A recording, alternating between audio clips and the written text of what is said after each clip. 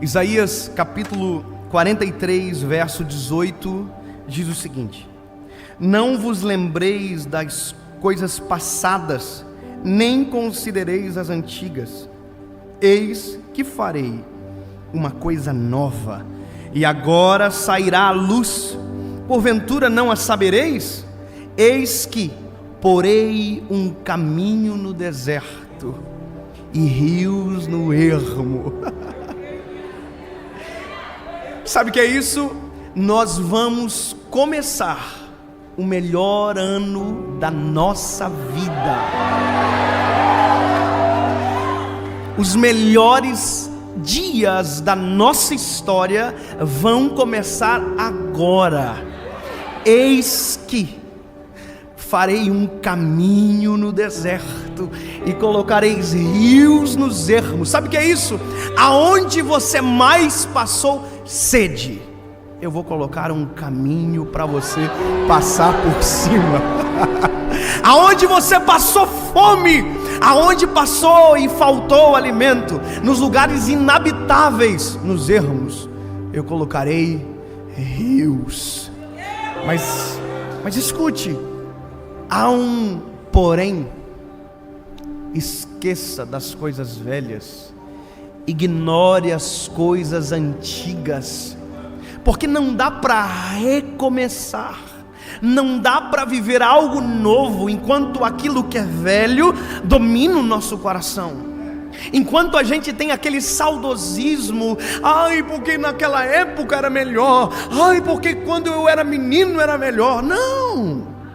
Eis que faço uma coisa nova, as coisas velhas passam, ficam para trás e tudo novo se fez. A dificuldade nossa é acreditar que recomeços são possíveis, que novas histórias são possíveis. Sabe, parece que a gente se aprisiona em histórias, parece que a gente fica refém e parece que a gente não acredita que é possível recomeçar. Começar é recomeçar. Você consegue entender? Comecei, deu errado, recomece. A chance de viver um novo ano, por mais que seja um marco talvez mais comercial do que qualquer outra coisa, mas ele é significativo. Quando a gente vira o ano, a gente sempre faz novas promessas. Vou emagrecer, vou fazer academia, vou estudar inglês, eu vou fazer isso, vou orar mais, vou ler a Bíblia o ano todo, lembra? Porque a gente já está no final de 2018, acabou de começar 2019. Lembra que você prometeu isso? Não fez? Recomeça. Mas eu não vou fazer de novo. Ei, esquece as coisas antigas, as coisas passadas e crê na palavra dele para você. Eis que faço coisas novas, porém um caminho no deserto, rio nos ermos. Há esperança para a árvore cortada, ao cheiro das águas crescerá e não cessarão os seus renovos.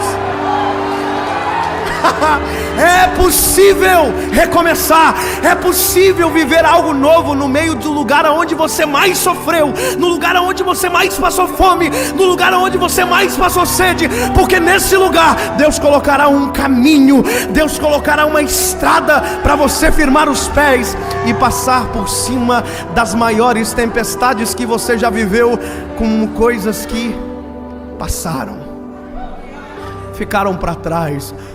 Histórias novas, coisas novas. Ei, 2019, sabe, eu até posso contar do que vivi em 2018, mas melhor do que contar aquilo que vivi em 2018 é começar a ler a história que Deus sonhou para mim para 2019.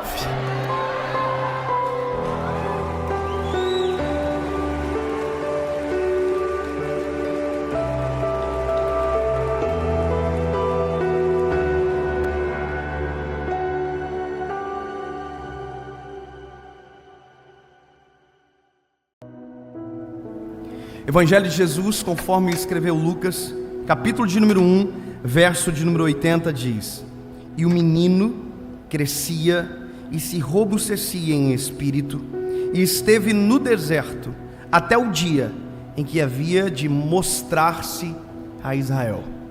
Sabe, isso é claramente alguém que Deus tem um propósito extraordinário, respeitando o tempo, para que na hora certa aconteça, e que para que na hora que acontecer, verdadeiramente seja eficaz, verdadeiro, genuíno.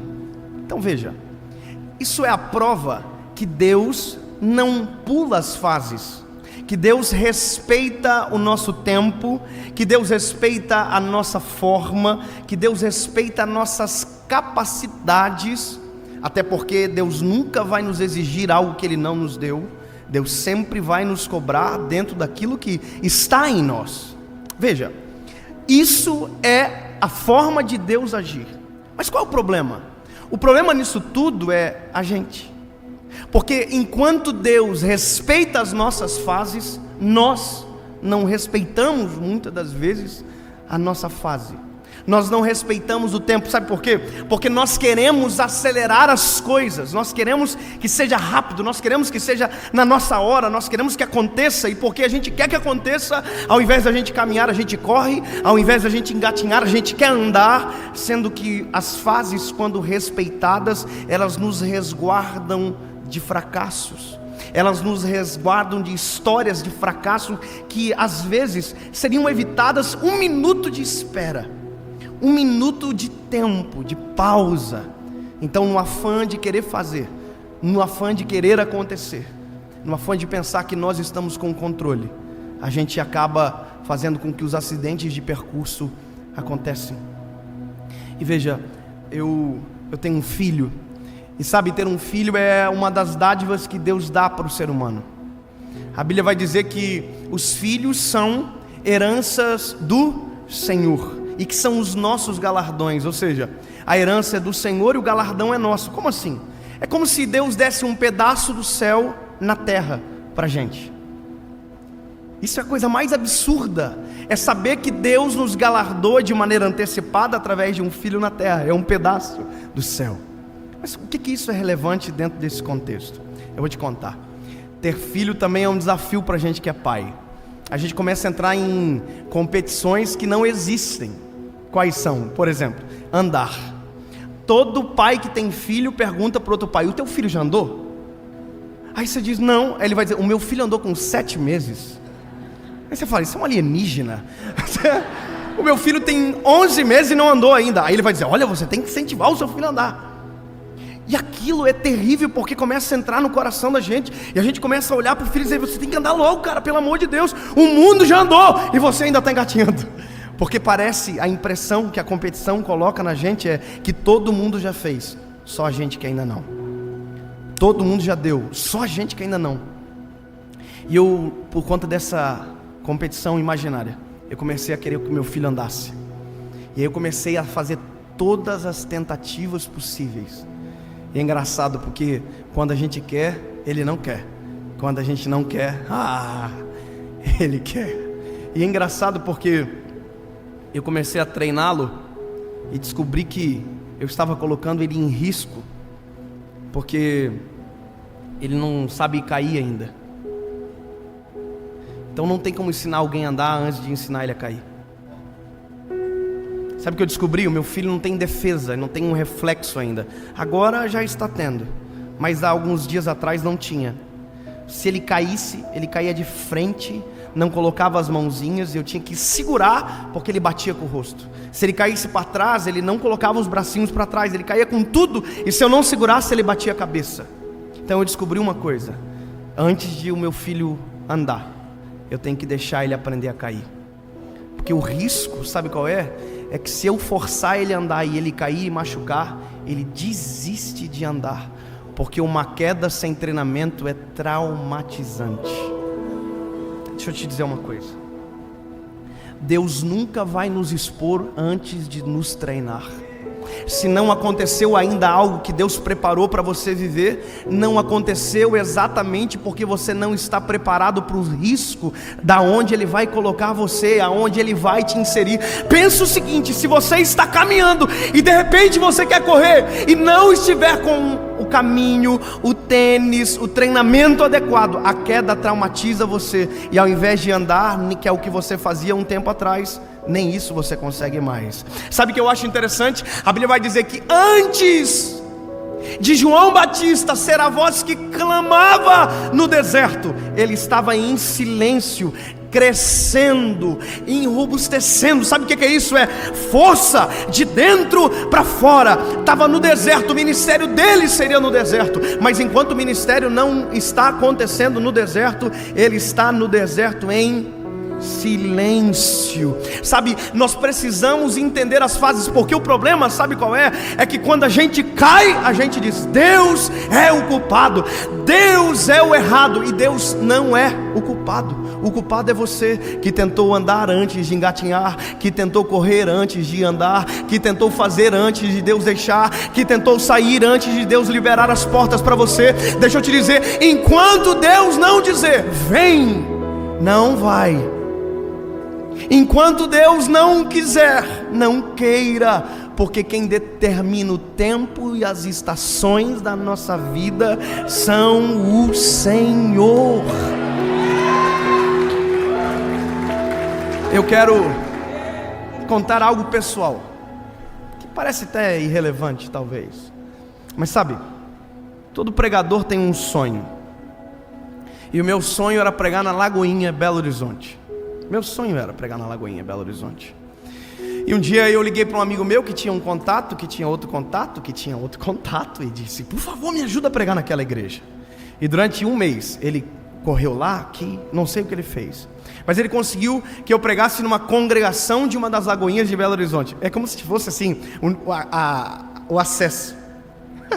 Ele ligou para mim e disse: David, eu consegui, você vai pregar lá. E eu, que bênção, cara, valeu, obrigado. E aí eu fiquei feliz, fiquei contente. E quando eu desliguei o telefone, disse: meu amor, o Espírito Santo, antes de eu terminar a frase, disse no meu coração: não vá. Ai, meu Deus do céu, estou ficando um pouco louco aqui, olha, com licença. O Espírito Santo falou assim: quer tomar conta do seu ministério? Quer fazer aquilo que eu, no tempo certo, vou fazer? Eu quase disse: quero. Porque a gente é ser humano, a gente gosta de desafios que não foram preparados para nós. Mas se não foi preparado para nós, não corra uma corrida que não é sua, porque você só vai fazer para se machucar. Me lembro que eu falei para minha esposa: amor, olha, conseguiu, mas Deus está falando comigo que não. A minha esposa é crente, irmão. Não é crente de dar agonia na gente, porque mulher serve para isso, para equilibrar o homem. Ela olhou para mim e disse: amor, não vá. Falei: mais um, 2-0. Aí liguei para o rapaz e disse: irmão, obrigado por todo o esforço que você fez, mas eu não posso ir, porque o Senhor disse que eu não devo. Ele ficou chateado, desligou o telefone, e eu não fui. Era só isso. Só não fui. Sabe qual é o problema nosso também? Eu vou terminar dizendo isso para você. A gente quer que, porque não foi, então foi honrado em outro lugar? Não, só não fui. Por quê? Tem que ter troca sempre? Às vezes Deus só quer que você fique quieto, Deus só quer que você espere. Deus não precisa te dar: se você não for, então eu vou dar isso aqui. Não. Deus às vezes, e quando eu digo às vezes é sempre, porque Deus é pontual na forma de fazer. Espere, cresça, amadureça, porque na hora certa eu te apresento a Israel.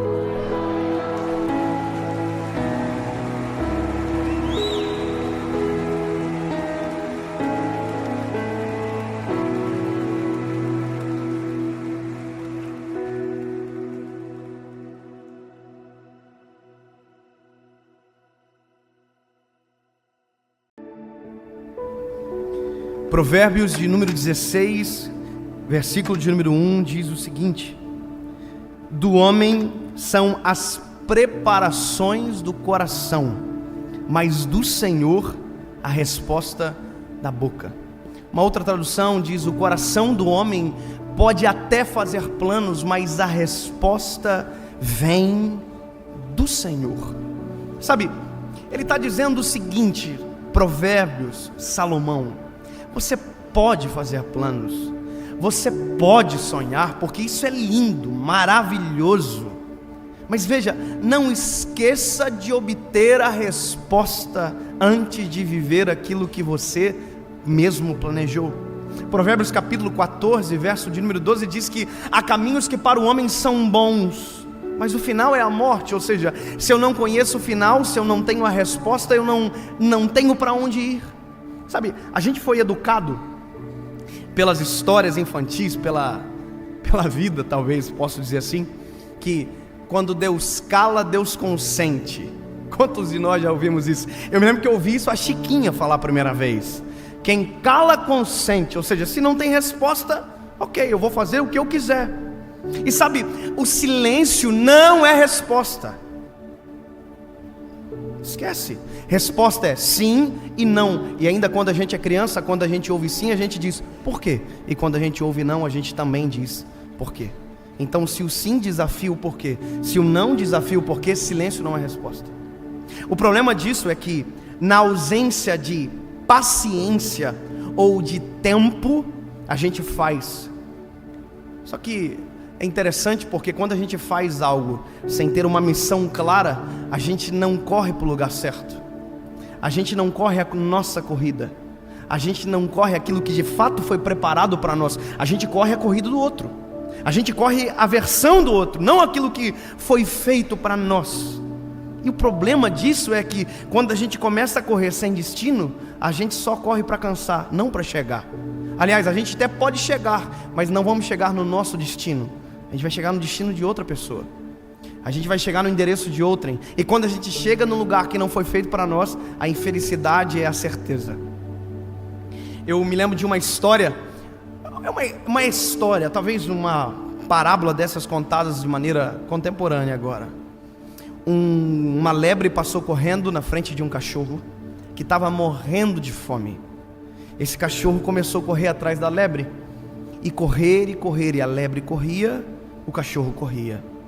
Sabe, chegou uma hora que um cachorro viu esse cachorro correndo atrás da lebre, e começou a correr atrás da lebre junto com o segundo cachorro. E essa conta foi aumentando, mais um cachorro.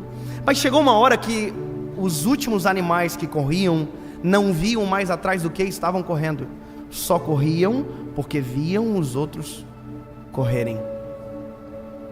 Só corriam, mas sem saber. Bom, se está todo mundo correndo para cá, eu vou correr também. E não sabia mais. E aconteceu o seguinte: de repente a lebre entrou num beco, correu para um lado, o cachorro que estava na frente não viu, continuou correndo. Chegou uma hora que ele cansou, o outro cansou todo mundo. E o cachorro da frente olhou para ele e disse: vocês estão indo para onde? Aí eu estava indo atrás de você. Mas por quê? Eu não sei, mas a gente correu a tua corrida. Sabe o que é isso? Quando a gente corre porque alguém está correndo, a gente corre a corrida dos outros. E a pior coisa de correr aquilo que não foi feito para a gente é viver algo que Deus não expectou, não criou para nós. É viver de maneira, sabe, dissoluta. Sabe, isso acontece em várias áreas. Porque a gente acha bonito, a gente quer ser. Porque a gente acha especial, a gente quer fazer. Porque a gente acha que é bom para alguém, vai ser bom para nós. Eu quero dizer para você: não, aprenda.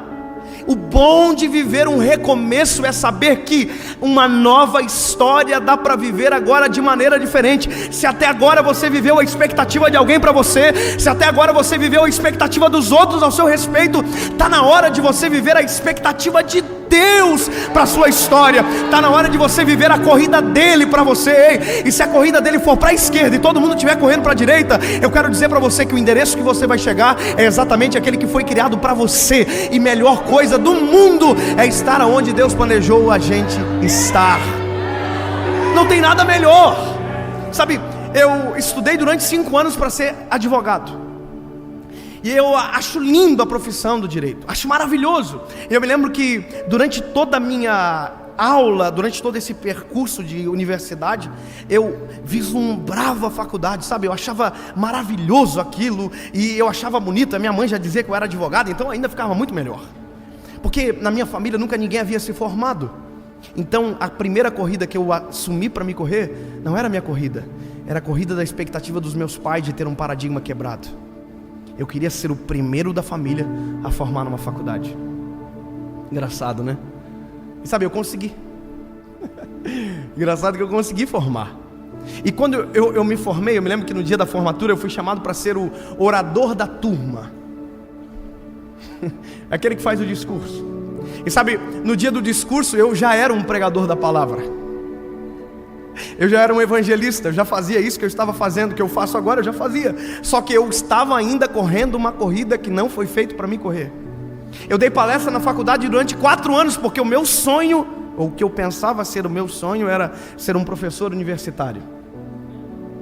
Não era a minha corrida, mas era a corrida que eu estava correndo. E sabe o que é ruim de correr algo que não foi feito para a gente correr? É que o cansaço é redobrado. Porque o mesmo caminho que você faz para ir, você tem que fazer para voltar. Porque você tem que abrir mão. A não ser que você queira viver uma corrida eterna que não foi feita para você correr. A não ser que você queira ir para um lugar que não foi feito para você chegar. Aí a pergunta sempre vai ser Deus olhando para você dizendo: tá indo para onde? É para cá.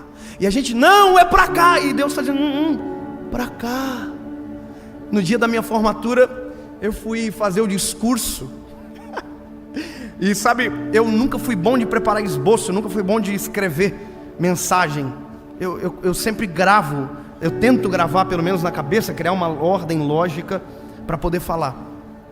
E eu passei o dia inteiro preparando aquela palavra. O pregador sempre prega, né? E eu estava preparando uma palavra, mas era para a formatura. Tinha 400 alunos atrás. E eu cheguei no ápice da minha mensagem. Eu olhei para trás, todo mundo formando bonito, aquela roupa, aquela beca de formatura, que a minha mãe olhava para mim, os olhinhos dela brilhavam com aquilo. E todo mundo da família lá e tal. E eu olhei para aquela galera e disse: olha, daqui sairão os doutores do Brasil. Uau, Joinville. Porque eu estava empolgado. Daqui sairão os juízes de direito, os desembargadores, os promotores de justiça. E sabe, durante a faculdade eu via essas pessoas. Porque durante a faculdade você já consegue ver quem é o que não parece que não vai dar nada, né? Que é meio burrão a faculdade inteira, que não dá moral para nada. E pior que tem gente que surpreende. Você olhou a faculdade inteira e disse: no final o cara vira o juízo que vai sentenciar o processo seu. Aí você chega lá e diz: oh, Vossa Excelência. Vai saber, a vida dá voltas. Porque se a corrida é dele, o destino sempre será bom. E aí eu me lembro que eu olhando para eles, eu sabia, os concurseiros, aqueles que queriam ser os juízes, realmente os desembargadores. Teve gente que eu decepcionei, que eu pensei que a cena não virou. Mas eu me lembro que eu dizendo, e de repente o Espírito Santo falou no meu coração. Eu dizendo: daqui sairão os juízes, os promotores, os desembargadores. E o Espírito Santo disse no meu coração: e daí sairá um pregador da minha palavra.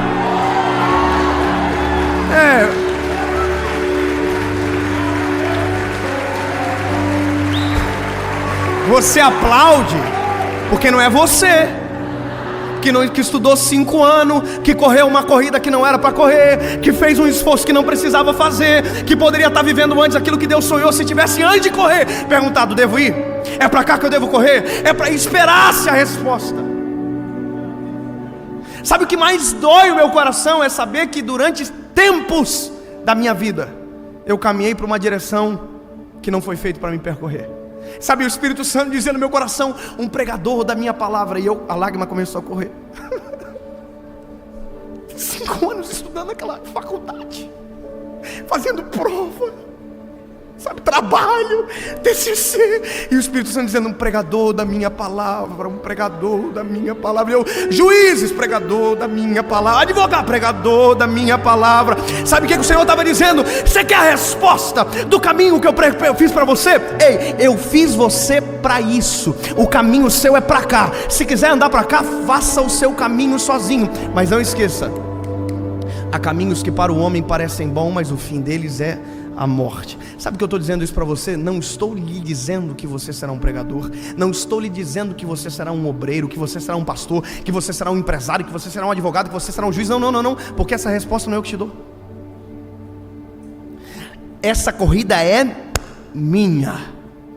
Essa corrida aqui é minha. Tem gente no Brasil que já fez igual. Gravou vídeo sentado, com o microfoninho na frente, com as luzinhas atrás, com o teclado num lado.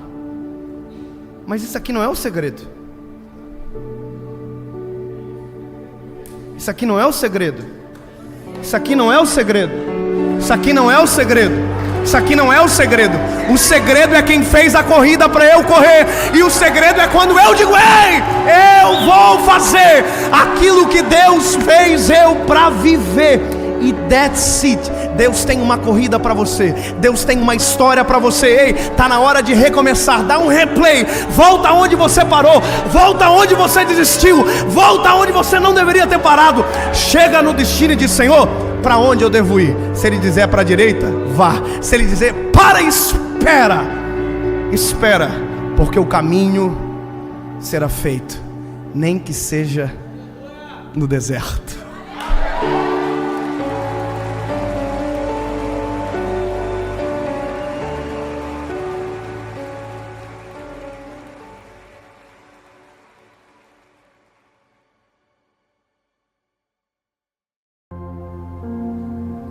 Tiago, capítulo de número 5, verso de número 16 diz: confessai as vossas culpas uns aos outros e orai uns pelos outros, para que sareis.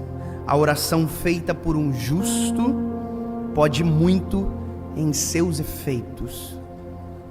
Sabe, uma das coisas que eu tenho percebido através da gravação dessas mensagens é ver a quantidade de vezes que Deus está usando pessoas para abençoar outras pessoas. Sabe, amigos que de maneira sobrenatural de repente assistem uma mensagem, Deus toca o coração deles e eles pegam aquela mensagem, mandam para alguém, e esse alguém está exatamente naquele momento precisando daquela palavra. Eu recebo centenas de testemunhos todos os dias de pessoas dizendo que um amigo mandou uma mensagem, viu um vídeo e Deus mudou a história, sabe? E não tem a ver comigo, com Dave. Obviamente tem a ver com Cristo, mas se tiver um segundo resultante ou um culpado desse resultado, perdão, seja o amigo. Esse amigo sensível que na hora certa alcança alguém.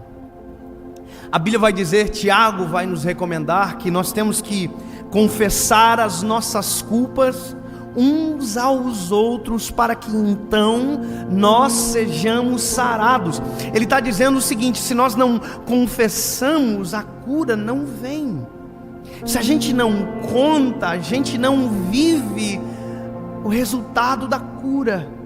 Só que nós temos problemas aqui. Qual é o problema? O problema é o seguinte: que se eu contar para a pessoa errada, ao invés de ter uma cura, eu vou ter uma ferida esgaçada, aberta, sabe, exposta. Então, talvez o maior problema dessa palavra é saber para quem eu devo contar.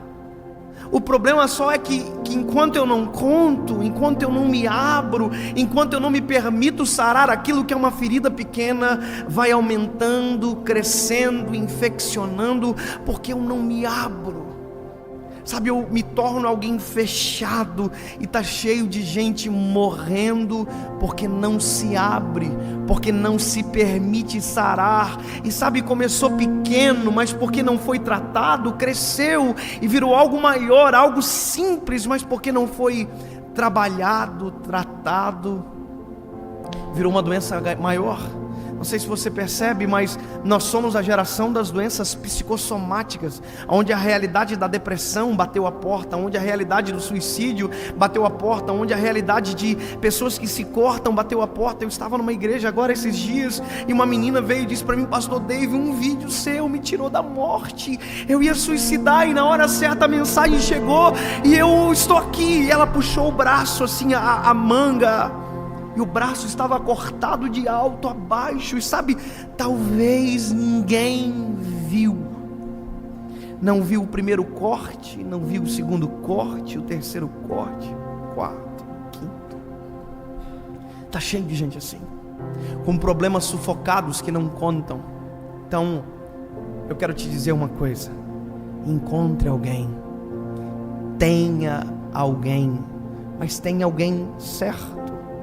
Escolha direito, escolha quem já cuidou de você um dia, escolha quem olha nos teus olhos e se importa com você, escolha quem um dia já olhou para você e disse: eu estou feliz porque você está feliz, e se você chorar, eu vou chorar enquanto as suas lágrimas não pararem de rolar. Sabe o que é isso? Se você precisa de alguém, e nós precisamos, encontre, saia à procura, abra a sua vida, mas encontre a pessoa certa. Valorize quem valoriza você, valoriza quem verdadeiramente se importa com você. O problema disso é que nós nos abrimos para pessoas erradas, e quando nos abrimos para pessoas erradas, nós somos feridos, e porque somos feridos, traumatizamos, e porque traumatizamos, não acreditamos em mais ninguém. Mas deixa eu te dizer, Deus sempre terá alguém para colocar no seu caminho, Deus sempre terá a pessoa certa, Deus sempre terá um bom samaritano que vai passar por você no caminho, vai parar, vai deitar azeite na ferida, vai orar por você. Preste atenção nos sinais, preste atenção no que Deus está te mostrando, preste atenção em quem tem cuidado de você mesmo de longe. Chame para perto e diz: ei, eu preciso de ajuda. Sabe o que é engraçado? Eu sou pastor, eu tenho 28 anos de idade, eu sou crente desde o dia 23 de abril de 2009. E eu preciso de alguém.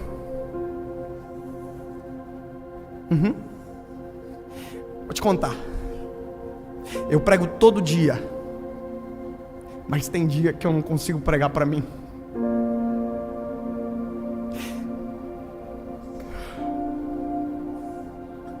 Tem dia que eu estou num quarto de hotel, eu dobro meu joelho de Deus. Eu preciso de alguém, Jesus. Eu preciso dividir o que eu estou sentindo, porque eu sou um ser humano. Veja, quando eu me tornei um pregador, eu não me tornei um herói. Sabe, quando você aceitou a Jesus, você não se tornou melhor do que ninguém. Você ainda é humano. Você ainda precisa de alguém que olhe nos teus olhos e diz: ei, vai devagar, desacelera, ora mais, busca mais o Senhor. Eita, você precisa de um abraço. Sabe, tem dias que na vida da gente um abraço resolve. Um oi com sinceridade resolve, mas só resolve se vier de um amigo. Só resolve se vier de alguém que se importa verdadeiramente com você. Faça testes, descubra quem são. Vou te dizer algumas coisas. Quer saber quem são os teus melhores amigos? Encontre-os da seguinte maneira. Eu vou contar, é maravilhoso isso. Invente uma história. Mas uma história de sucesso absurdo. Sério. Chame ele e diga: Deus tem me prosperado. Aí a pessoa vai fazer assim: comprei um carro novo.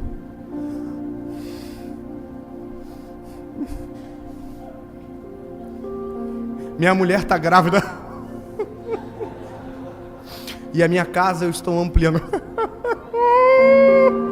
Amigos de verdade jamais farão isso. Jamais dirão que é sorte sua. Jamais dirão Jamais dirão assim: olha, quanto faz com 1 litro esse carro? Deve beber muito, né?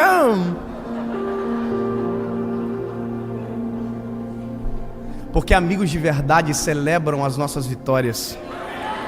Amigos de verdade se importam com as nossas derrotas, e se importam não para contar para alguém, mas para nos ajuntar de onde nós estamos caídos. Encontre essas pessoas, elas existem. Eu tenho amigos.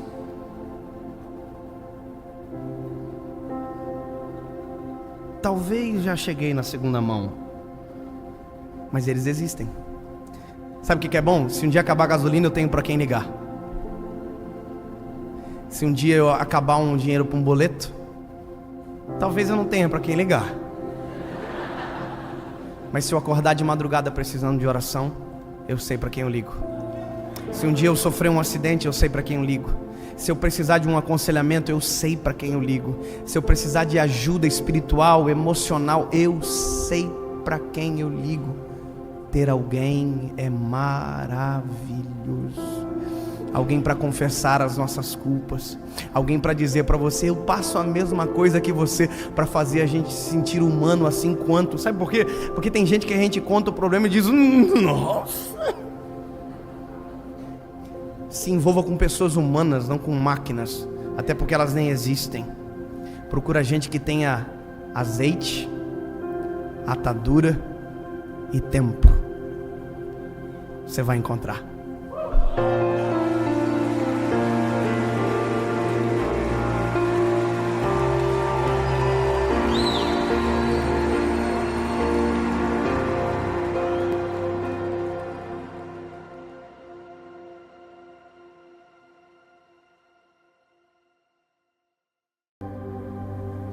Josué capítulo 24, verso de número 15, diz a Bíblia: porém, se vos parece mal aos vossos olhos servir ao Senhor, escolhei hoje a quem servais. Se os deuses a quem serviram vossos pais, que estavam da além do rio, ou os deuses dos amorreus em cuja terra habitais.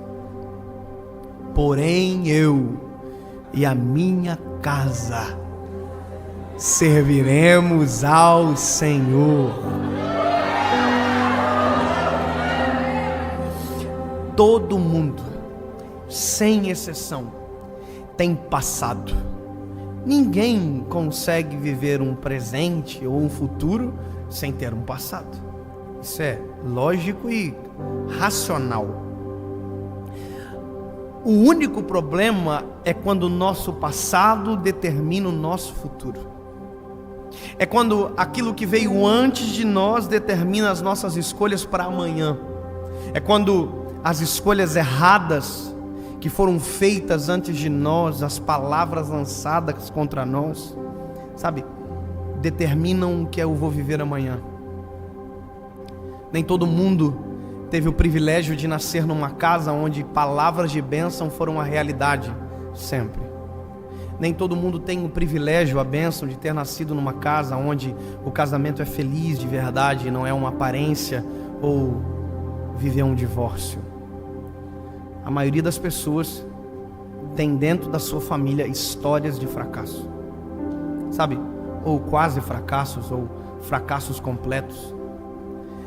E esse texto, para mim, ele é a marca de um conceito que é novo, mas que já está aqui há anos.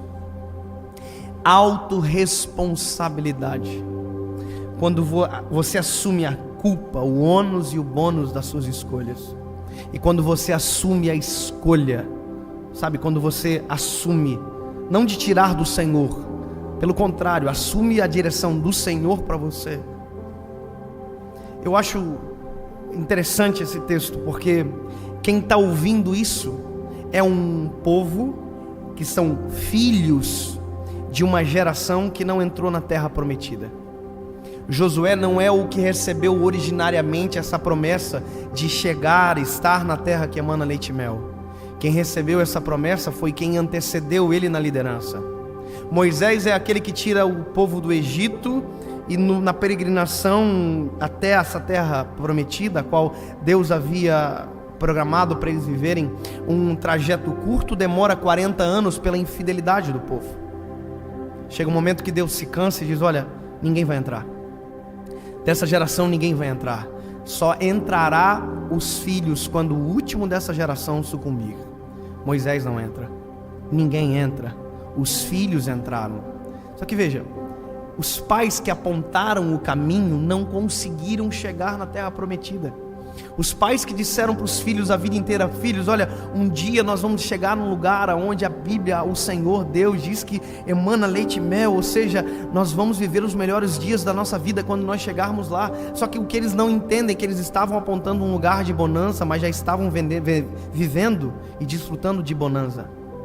Porque no meio do deserto, no meio da peregrinação, maná do céu, água da rocha, nuvem de fumaça, coluna de fogo, o mar que se abre, o sapato que cresce, a roupa que não envelhece, ou seja, eles estavam vivendo os melhores dias da vida, só não perceberam. Tem gente que não entende que o caminho é tão gostoso quanto o destino. quando a gente deixa o Senhor controlar. Eles estavam vivendo, apontando o lugar, mas não estavam vivendo o caminho, e por isso não entraram. Então, quem entrou na terra prometida sabe o porquê os seus pais ficaram no deserto. Veja, a gente sabe o porquê do fracasso. Quem é filho de pais divorciados sabe exatamente por que os seus pais divorciaram, por exemplo. Se for infidelidade, ele sabe que infidelidade é péssimo. Sabe, se for falta de afeto, ele sabe quanto a falta de afeto implica em um relacionamento. Ou seja, quem tem histórias de fracasso, na verdade tem tudo para dar certo. Porque sabe o que não fazer, o que não repetir, o que não reproduzir. O problema é que tem pessoas que chegam na terra prometida, mas o coração ainda mora no deserto. Ainda é refém de passado, ainda é refém de histórias negativas, sabe? Gente que não acredita no casamento porque os dos pais não deram certo. Gente que não acredita na família porque a sua família não deu certo. Gente que não acredita mais nas pessoas porque desacreditou, porque viu dando errado dentro de casa, na sua história. Veja, você não é refém daquilo que deu errado. Assuma a responsabilidade para viver algo novo. Assuma a ponta, sabe? Muda o paradigma que foi estabelecido sobre você. Você não é fruto de algo que disseram para você. Você é fruto daquilo que Deus tem ao seu respeito e disponível para entregar para você. Mas tem uma coisa importante aí: autorresponsabilidade, que é o que Josué está fazendo. Veja, Deus traz à tona, através da boca de Josué, tudo aquilo que o povo viveu no deserto. Deus lembra eles: olha como eu sou bom, olha o que eu fiz. Deus está se esforçando para trazer a memória desse povo que é bom, maravilhoso servir a Deus e não o passado. Só que veja, quando Deus para de falar através da boca de Josué, quem assume é Josué, e Josué está bravo demais. Ele diz: ei, se vos parece mal servir esse Deus, tudo que Deus fez de bom ele contou, e ele diz de maneira sarcástica: se vos parece mal servir esse Deus, escolham quem vocês vão servir. O que ele falou? Escolham a quem vocês vão servir. Ele está dizendo: vocês só são reféns se quiserem. Falaram que você é um idiota, você só será um idiota se quiser. Falaram que você é um fracassado, você só será um fracassado se quiser. Falaram que você não vai dar certo, você só não vai dar certo se quiser. Ei, quem veio antes que você divorciou, não deu certo o casamento, só dará errado o seu se você quiser.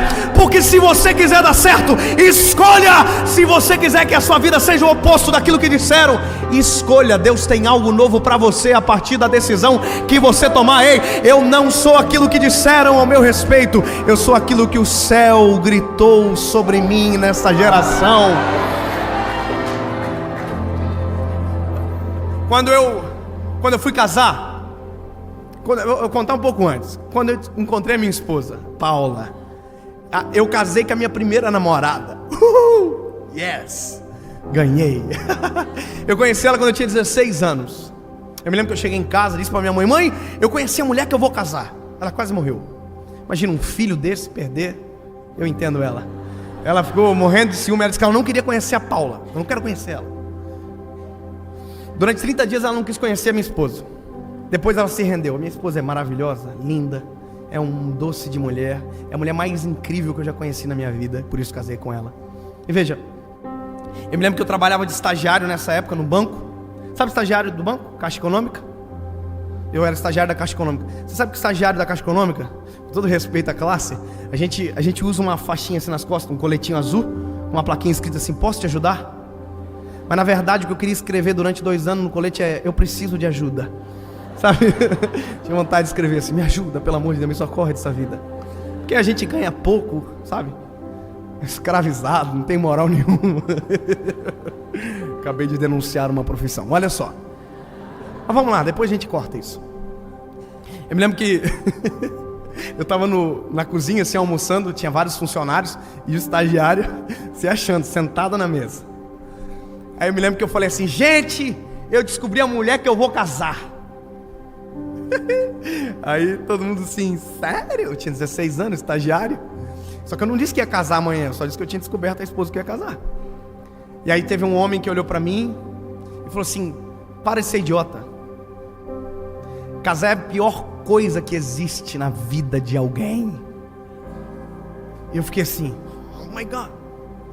Porque eu era estagiário, ele era funcionário. Então a única coisa que eu podia fazer era ficar quieto. E ele disse, casar é horrível, casar é terrível, dá tudo errado. E foi falando, e foi colocando peso em mim. E eu ficando ruim, e todo mundo ruim. E ele, casamento é a pior coisa que o ser humano inventou. Isso tá só... Irmão, quando ele terminou de falar, eu juntei toda a coragem de estagiário que eu tinha, quase nada. Olhei para ele e disse, amado, já preparando para fugir. Falei assim, você é casado? Ele disse não. Você é o que então? Ele disse, eu sou divorciado. Eu falei, então deixa eu te contar uma coisa. Se eu quiser saber sobre casamento, eu vou perguntar para quem deu certo.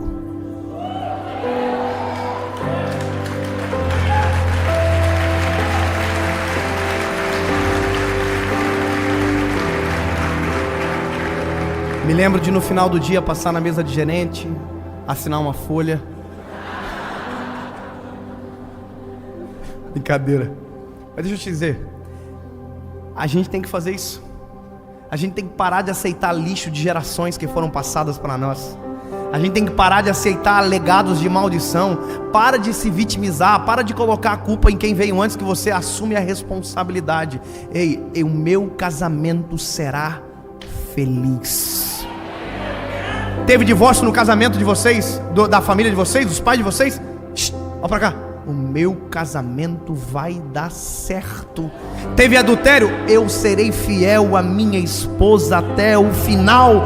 Sabe, porque a gente escolhe. É o que Josué está dizendo. Ei, se vocês quiserem dar errado, o problema é de vocês, porque eu e a minha casa serviremos ao Senhor.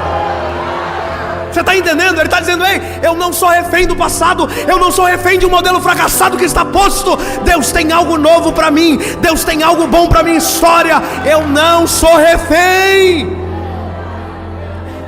Tem gente que vive isso, sabe? O pai bateu nele, ele tem um filho, ele bate no filho. Para de passar aquilo que te fez chorar adiante. Para de passar aquilo que te machucou adiante. Eu estava assistindo um filme com a minha esposa esses dias, e a gente estava assistindo um filme onde o filho estava no quarto chorando e os pais na sala brigando. E eu e minha esposa vivemos isso. Os pais brigando na sala e a gente chorando no quarto escondido. Quantas vezes eu chorei escondido no quarto, na época os meus pais não estavam bem, meu pai fora da igreja. Quantas vezes? E isso me doía demais. Sabe o que é isso? Eu sei o quanto dói ver a desunião dentro de casa. Portanto, eu tenho uma escolha. Eu tenho um filho agora. Eu tenho um filho, eu não vou fazer o meu filho passar por o que eu passei. Ele não precisa sofrer o que eu sofri. Sabe o que é isso? Eu decidi, eu e a minha casa serviremos ao Senhor. Isso é muito simples. Eu e a minha esposa, quando a gente foi casar, minha mãe falou para mim assim: filho, como você quer que seu casamento seja? Eu falei, como assim, mãe? Ela disse, você quer que seu casamento seja uma bênção ou um inferno? Eu falei, e não é óbvio, mãe? Eu quero que o meu casamento seja uma bênção. E ela disse para mim, então, escolha.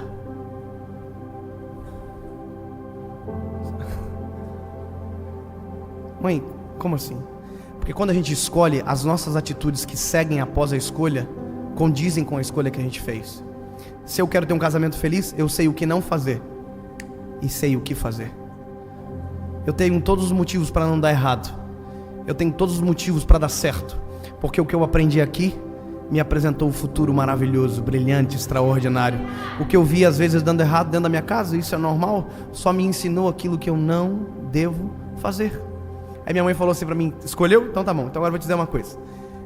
Convidou todo mundo pro teu casamento? Aí eu falei, convidei todo mundo, mãe. Falou, todo mundo mesmo? Eu falei, uai, como assim, mãe? Quem que a mãe tá falando? Minha mãe falou assim, Jesus. Você convidou para o seu casamento? A minha mãe é aquelas mulheres de oração violenta, irmão. Ela é crente mesmo. Orou 8 anos e Jesus salvou meu pai. Sabe o que é isso? É uma mulher que tomou a decisão. Eu só quero te dizer uma coisa. Na ausência de sacerdote, se você não for o Josué dessa casa, Deus vai levantar o menino, a menina, a mulher. Na ausência de sacerdote, Deus levanta você para gritar bem alto: eu e a minha casa serviremos ao Senhor. É só um adendo para você. Sabe? A minha mãe olhou para mim e disse: "Você convidou Jesus?" Eu falei: "Não, mamãe." Então convida. Só que eu tinha um problema. Qual é o meu problema? Eu sou chorão. Então qual que é o medo que eu tinha? O medo que eu tinha é o seguinte: se eu entrar chorando na igreja, o pessoal vai pensar que eu estou arrependido. E eu tinha tudo para entrar chorando na igreja, imagina. Todo mundo dizia: "Ó, está arrependido." E aí eu orei 7 dias, jejuei 7 dias dizendo: "Jesus, eu quero que o Senhor esteja no meu casamento." Só isso. Eu quero que o Senhor esteja, eu quero te sentir lá. Mas não quero chorar na cerimônia, eu quero chorar antes, se possível, para não fazer vergonha. Cheguei no casamento, eu me lembro que quando eu vi aquelas flores tudo brega, vermelha, coisa mais linda do mundo. Na época era a coisa mais linda, hoje é uma breguice total. As bolas de rosa, parecia um velório assim, cara, top. Mas nós achava a coisa mais chique do mundo. E a minha esposa ainda disse: "Olha, eu quero uma decoração para a igreja ou outra para o salão." Toda metida. E Deus atendeu o pedidinho dela. Mas deixa eu dizer, eu entrei na igreja, olhei tudo aquilo. Me lembro que eu comecei a sentir a presença de Deus. Entrei dentro de uma sala e eu gritava chorando, dizendo: "Tu é maravilhoso, tu veio, tu é real, tu estás aqui, Senhor, tu és o meu Deus." E aí eu me lembro, irmão, que eu comecei a chorar. Eu estava maquiado. Sabe, irmão, sabe? Oh my God. Péssimo, irmão, o maquiador deixou igual um robô. Coisa mais feia do mundo. E eu me lembro que eu saí assim, sequei a maquiagemzinha. Entrei na igreja sem chorar, casei com a minha esposa e fui para casa. E no dia que eu fui para casa, sabe quem foi comigo? Jesus. E sabe quem mais? Ninguém. O passado ficou para trás, as coisas velhas se passaram e tudo se fez novo. Porque no meio do caminho do deserto eu construo uma estrada, e no ermo eu coloco um rio. Recomeça, viva algo novo.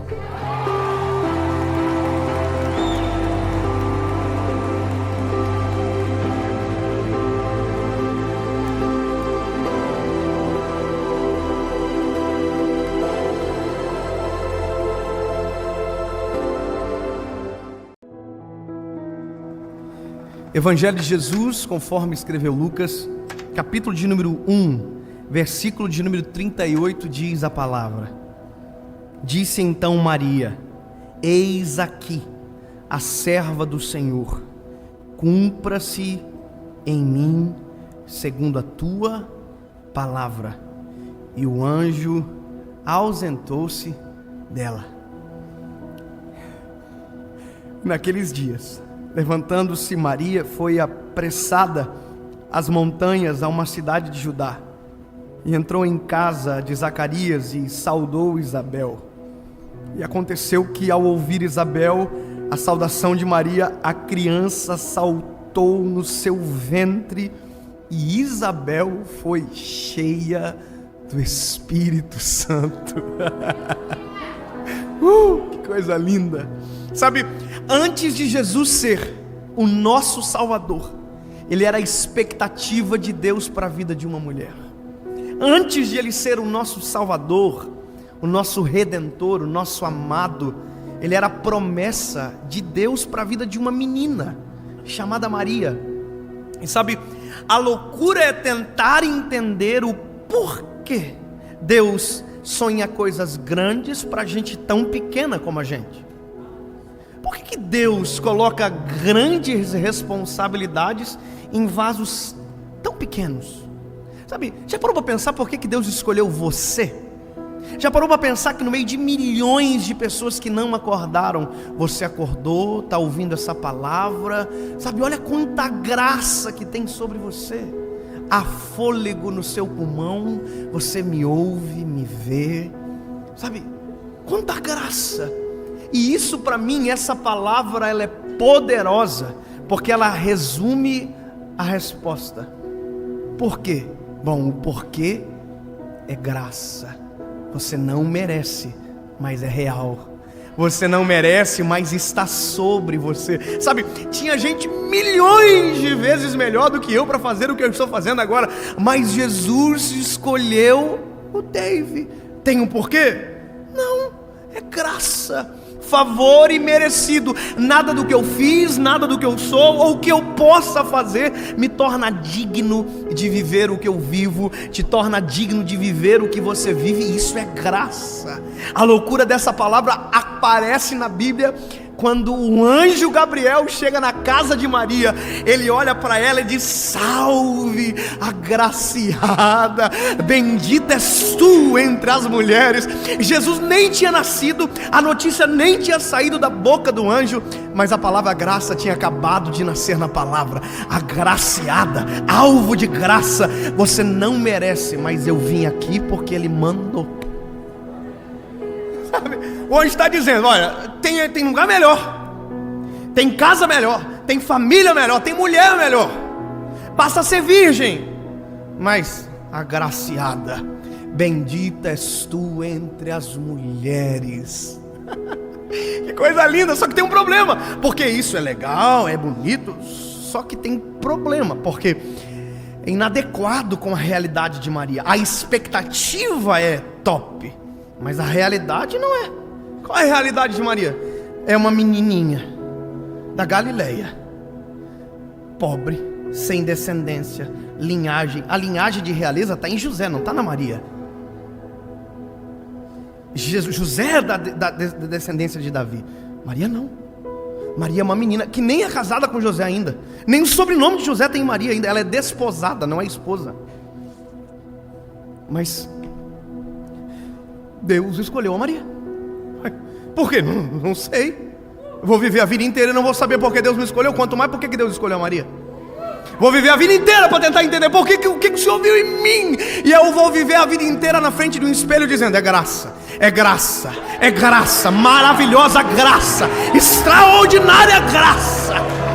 E sabe por que tem graça? Tem expectativa ao nosso respeito.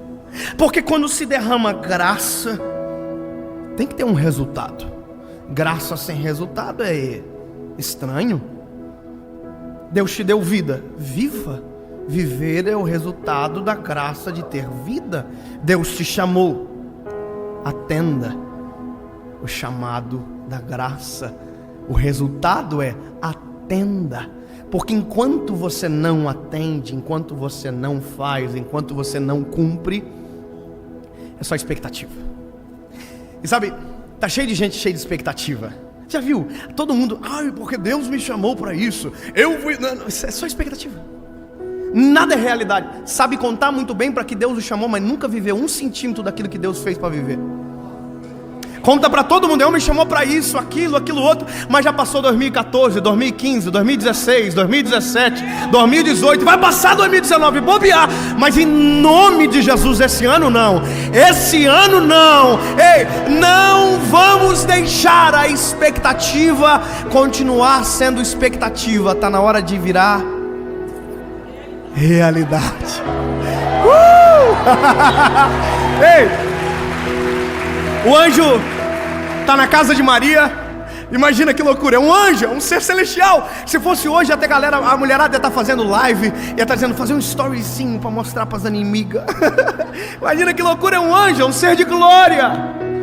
E ele não está ali visitando de maneira aleatória, não. Ele tem uma notícia, uma boa nova. Ele diz o seguinte: olha, Maria, você dará à luz a um filho, e você vai colocar o nome dele de Jesus. Aí Maria está assim, ó. Ai, que legal. Porque na cabeça de Maria ela já está assim: não, tem um probleminha que ele não sabe, que ele não deve estar sabendo ainda. Não, mas tudo bem, o que é mesmo? Aí o anjo diz assim: e o reino dele não terá fim. E ele tomará o reino de Jacó e reinará eternamente.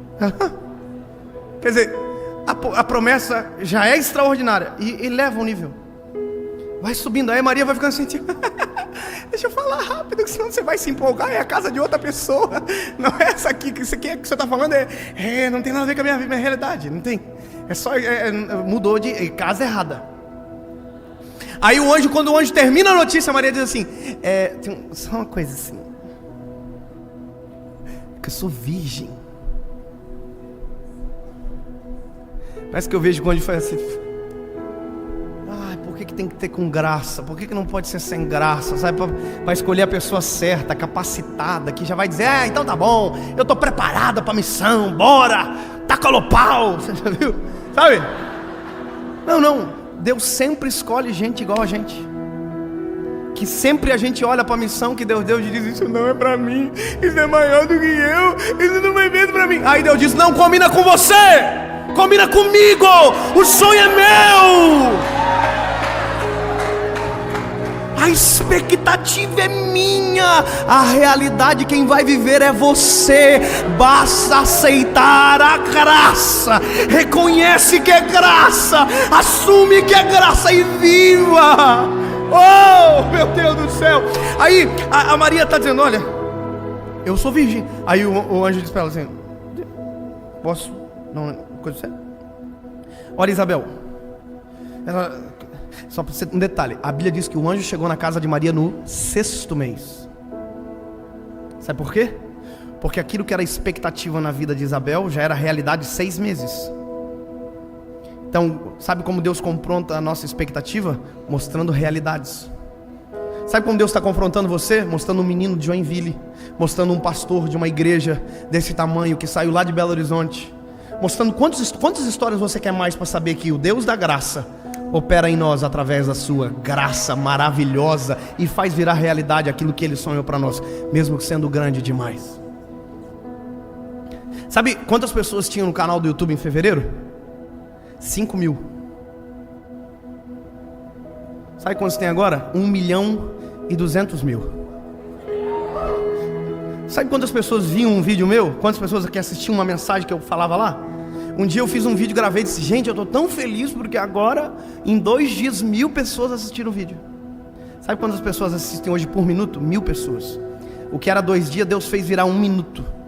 Porque para Deus nada será impossível. Sabe o que o anjo disse para Maria? Maria, olha Isabel, ela está grávida. Tá grávida. E ela não era estéril?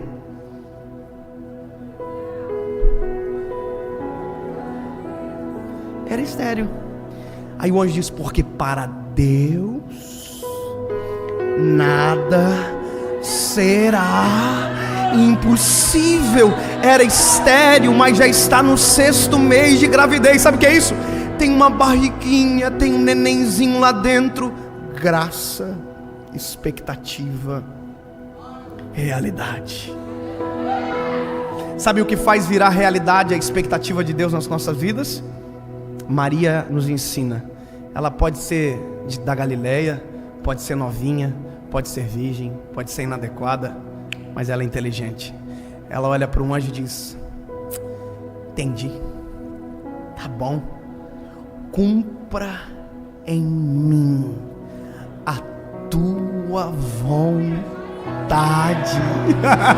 Ei, aí a Bíblia diz que o anjo ausentou-se dela, a expectativa foi embora e a realidade entrou no ventre dela. Ei, a expectativa vai gerar, a realidade gerou. Só um detalhezinho. Já pensou se o anjo quisesse dar uma apavorada na Maria? O anjo ia dizer assim, o reino dele não terá fim, e daqui 2018 mais 33 dá quanto?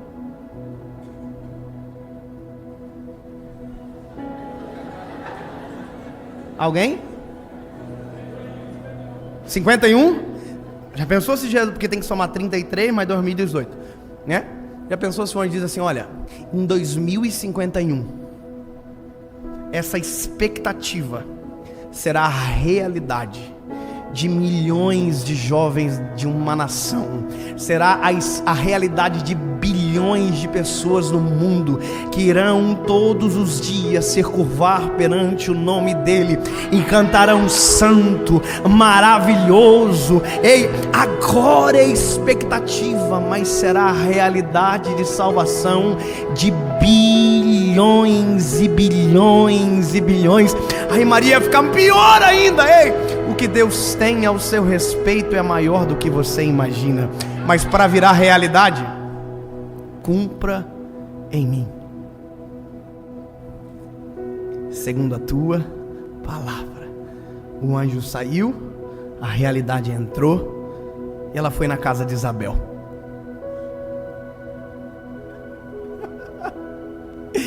A Maria chegou e disse: oi Isabel, tudo bom, minha linda?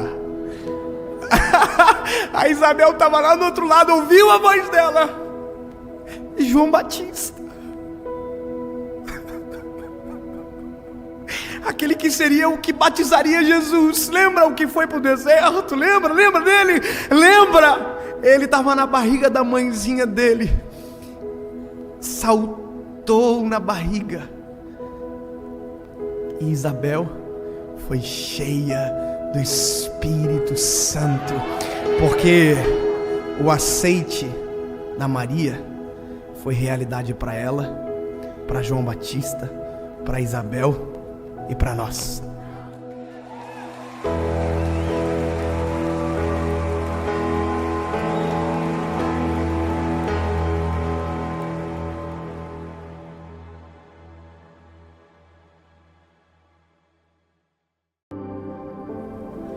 Daniel, capítulo de número 3, versículo de número 17 diz: eis que o nosso Deus, a quem nós servimos, é que nos pode livrar.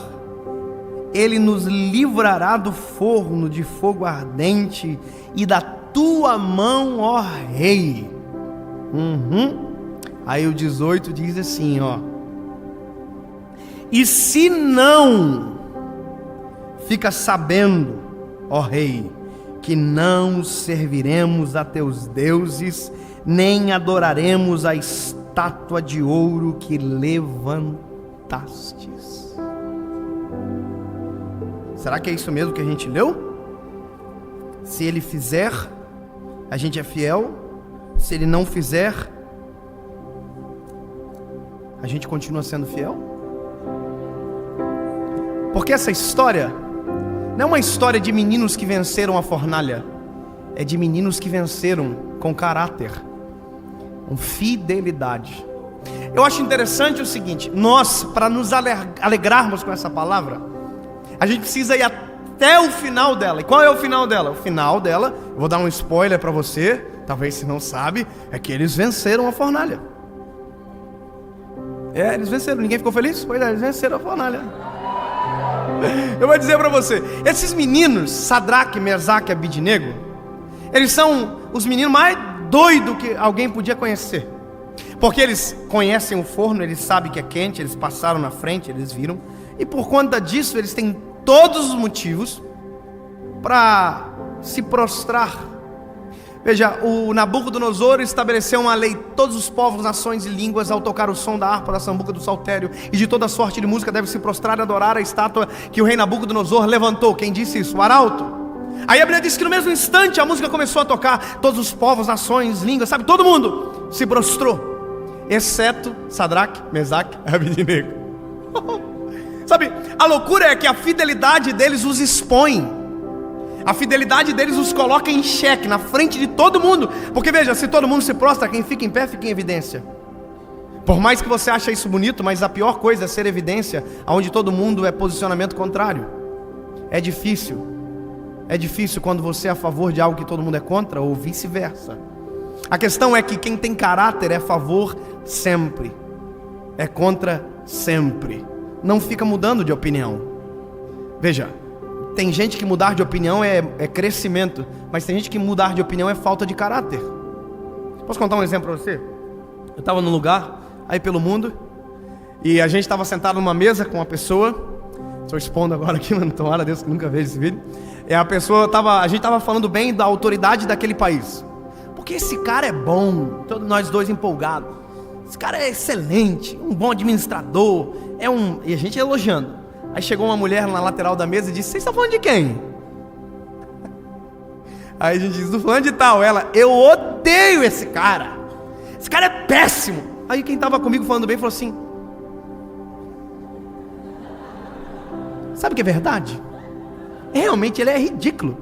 Eu estou cortando os detalhes para você não entrar no mérito de saber de quem e quem. Mas sabe, eu olhei aquilo e falei: nossa, que vergonha. E está cheio de gente que muda de posicionamento dependendo do ambiente onde está. Está cheio de gente que vive ao vento da opinião. Sempre ele muda. Se for favorável, ele muda. Sabe, é como se a gente lesse aquele texto onde a Bíblia diz que nós somos luz do mundo e Satanás, de maneira brilhante, criou o interruptor. Sabe, a gente é luz aonde convém. Aonde nós deveríamos iluminar, a gente apaga a luz. A gente, aonde deveria irradiar a luz, a gente sucumbe às trevas.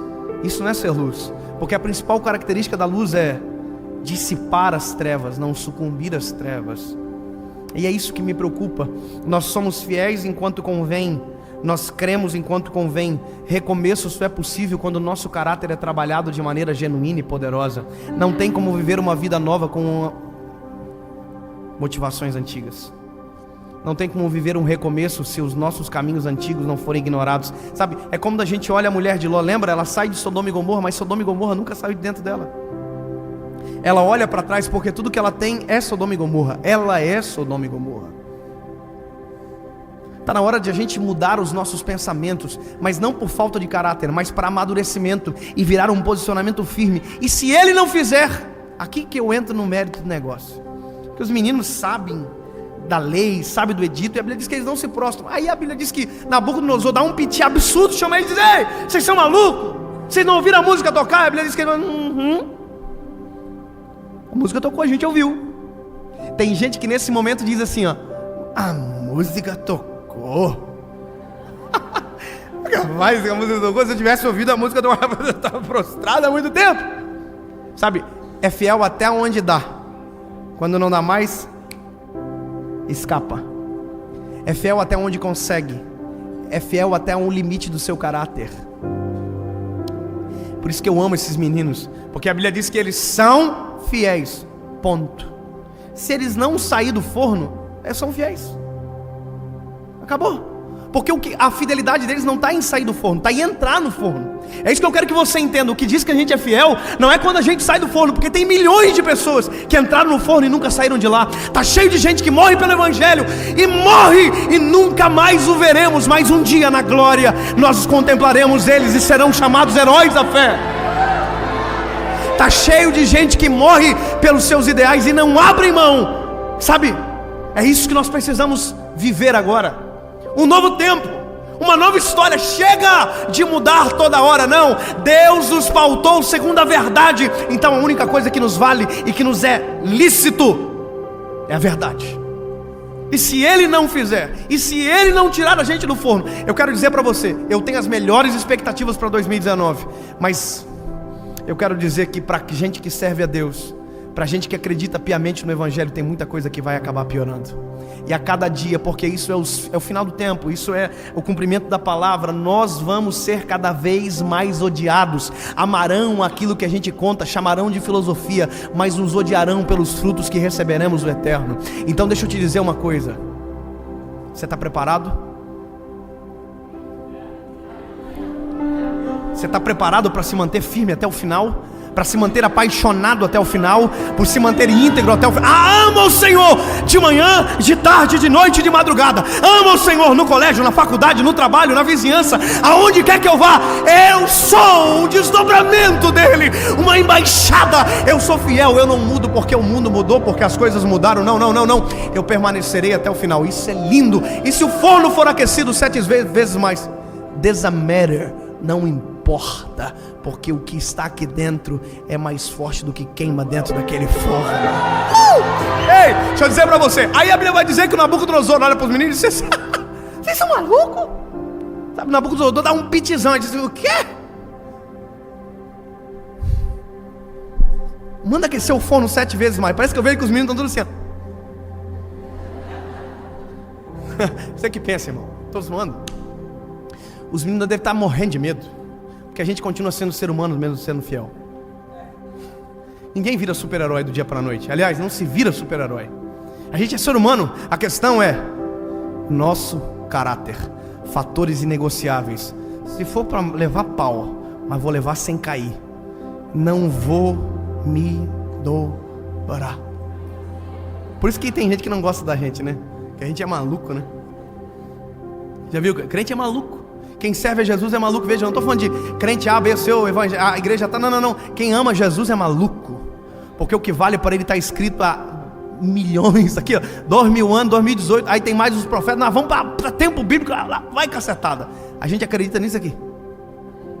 Escreveram milhões de livros depois, mas o que vale pra gente é isso aqui. Não, mas o pensador disse o contrário. Não, o que vale pra gente tá aqui, ó, na palavra. A minha Bíblia ela é de 1987. O que vale pra mim tá aqui. O que interessa é o que vem daqui. O que vem após, filosofia, coaching, ensinamento de... Não, tá aqui. Eu só aceito aquilo que vem pra somar o que tá aqui. O que vem pra tirar não vale nada. Não vale, desculpa, com todo respeito. Sabe, os meninos, olha assim, pode aquecer o forno então, eles estão tudo morrendo de medo. Só que eles têm palavra, aí diz, vou contar uma coisa pro senhor Nabucodonosor. Nós servimos o único Deus que salva a gente de lá. Aí o Nabucodonosor fala assim, tá na minha Bíblia, não tá na sua agora, só tá na minha. Nabucodonosor, é fácil adorar um Deus que tira vocês do forno. Ele nem sabe o que vai rolar, né? Aí os meninos falam assim, tá fazendo essa cara aí de besta, é? Então deixa eu dizer uma coisa pra você. E se ele não tirar a gente lá, a gente mesmo assim não vai se dobrar, não vai adorar, não vai mudar quem a gente é, só pelo fato do medo que sabe, nós estamos todos morrendo de medo, mas não vamos mudar não. Pode mudar a lei, pode mudar os padrões, pode mudar os costumes, pode mudar os padrões de aceitação, pode mudar a ideologia, mas o que vale para mim é o que o meu Deus diz que é bom para mim, é isso que vale. Mas se o quê? Se Deus fizer, Ele é Deus. Se não fizer, continua sendo Deus. Estou com vontade de cantar, mas vamos deixar quieto? Ou vamos cantar? Oh meu Deus.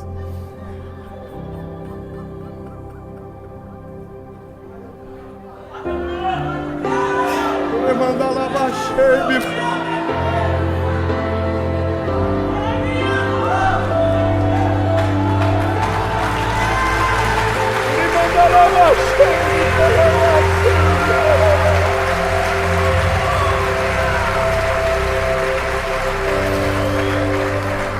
É tempo de recomeçar. E se o forno for a realidade do recomeço, nós entraremos lá. Mas entraremos sabendo que se Ele nos tirar, Ele é Deus. E se a gente sucumbir ao forno, Ele continua sendo Deus.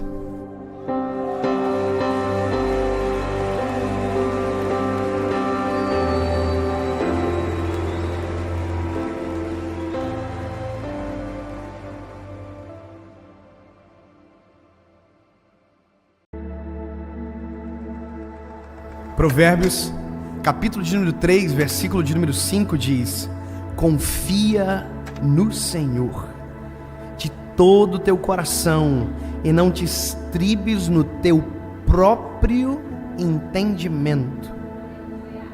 Reconhece-o em todos os teus caminhos e Ele endireitará as tuas veredas. Quando eu era menino, eu não tinha videogame. Porque eu não tinha. Porque não dava para ter. Eu nunca tive muito equilíbrio assim. Eu sou do tipo de gente que se começa a assistir uma série, tem que ver até o final. Então se precisar virar à noite, eu confesso, eu virei à noite já assistindo uma série. Sabe aquela frustração de saber que você passou a noite inteira assistindo uma coisa?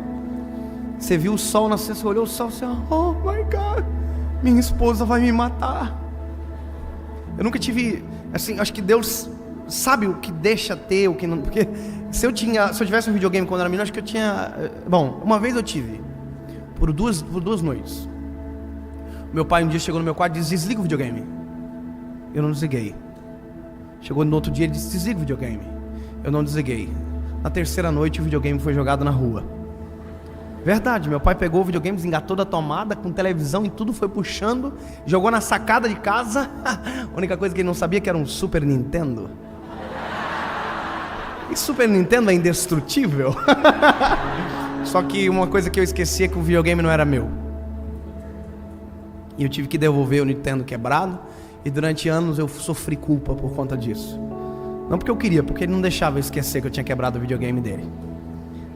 Mas o problema é que a gente não solta o controle daquilo que a gente gosta. A gente... Sabe quando a mãe da gente chegava e dizia: deixa ele brincar também. A gente dizia: não, é minha vez, mãe. Porque a gente não consegue abrir mão daquilo que a gente pensa que domina. A gente não consegue abrir mão daquilo que a gente pensa que é dono. Assim como a nossa vida, que a gente pensa que é dona dela. Uma vez uma irmã veio aconselhar junto com seu esposo, e ela disse para mim: pastor, sabe qual é o meu problema? Eu não consigo soltar o controle. Eu fiquei pensando no que ela me falou, e eu vi que isso é a realidade de milhões, assim como às vezes é a minha realidade. A gente entrega o controle da vida para o Senhor e logo em seguida a gente diz: é minha vez, devolve. Deixou 1 minuto, não viu o resultado, não viu o efeito do que é deixar Deus controlar, e por isso pensou que sabe fazer melhor e tomou de volta. Tá cheio de gente que faz isso. Domingo à noite chora na igreja: ai Deus, o Senhor sabe o que é melhor para mim. E na segunda-feira disse: deixa eu controlar, porque eu que sei o que é melhor para mim. Me lembro quando eu era menino, o meu pai me deu um rádio da marca Osaka, uma marca muito conhecida, vende em camelódromos. E eu na época pensei que o meu ministério era cantar. Ai, que dó. Eu cantava um louvor só, folha seca. É uma folha seca caída no chão. Eu ia no cultinho na época das crianças, a professora falava: tem alguém que quer cantar hoje? Aí a professora falava: mais alguém? E eu... Sabe, meu pai comprou esse aparelho, e todo pobre quando ganha um presente a gente tira uma foto, né? Mesmo que nós sentamos na sala, eu tirei a foto, aquele radião assim. Fui ligar na tomada, não funcionou. Meu pai pegou o rádio, levou para trocar e nunca mais trouxe. Que triste. Sabe o que é engraçado? Eu não queria outro, eu queria aquele. Se meu pai trouxesse outro, não ia valer, porque eu queria aquele. Aquele para mim era o rádio. Sabe por que eu estou dizendo isso para você? Porque Deus é assim. Deus não quer o controle da vida de outra pessoa. Deus quer que você dê para Ele. Deus quer seu.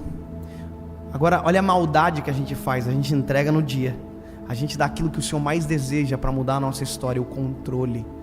No dia após, a gente estraga tudo e diz: devolve, que é a minha vez. Por isso que eu amo essa palavra. Ele diz: confia no Senhor de todo o teu coração. Ele está dizendo o seguinte: entrega e confia. Confia no Senhor. Tem um texto, Salmos 37, diz: deleita-te no Senhor, confia nele e tudo Ele fará. Para pensar no ano que você acabou de viver. Quantas coisas deram errado porque você estava no controle? Quantas coisas fracassaram porque você estava no controle? Já conseguiu imaginar se o viés fosse ao contrário? Se Deus estivesse no controle? Se Deus estivesse verdadeiramente dirigindo, direcionando, quantas pedras você teria deixado de tropeçar, quantos buracos você teria deixado de cair? Mas como o tema da série é recomeçar, eu quero dizer: esquece. Mas agora está na hora de viver algo novo. Está na hora de deixar Deus verdadeiramente controlar. Sabe, Deus controla, e perca o controle. Esqueça, não se estribe no seu conhecimento. Sabe o que é isso? Estribar é apoiar. Esqueça, você não sabe de nada da vida. Com todo respeito, você é meio burro. Porque a gente só escolhe aquilo que faz dar mal, que dá errado no final. A gente é péssimo em escolher. A gente escolhe coisa que não é boa. Os nossos olhos são maus. O nosso coração não dá para confiar nele. Então, ei, não se estribe no seu conhecimento. Entrega para o Senhor. Descansa nele. Aqui eu acho maravilhoso. Quando nós tomamos a decisão de dar, de entregar, Deus faz uma coisa que só Ele pode fazer. Ele endireita as nossas veredas. Eu vou te dizer o que é isso. Ele muda o lugar aonde você vai passar. Não ficou claro? Eu vou melhorar. Quando você entrega para o Senhor o teu caminho, sabe tudo, entrega, confia nele, sabendo que tudo Ele fará. A Bíblia vai dizer: Ele endireitará as tuas veredas. Se você estiver andando e Deus estiver no controle, o caminho que era torto,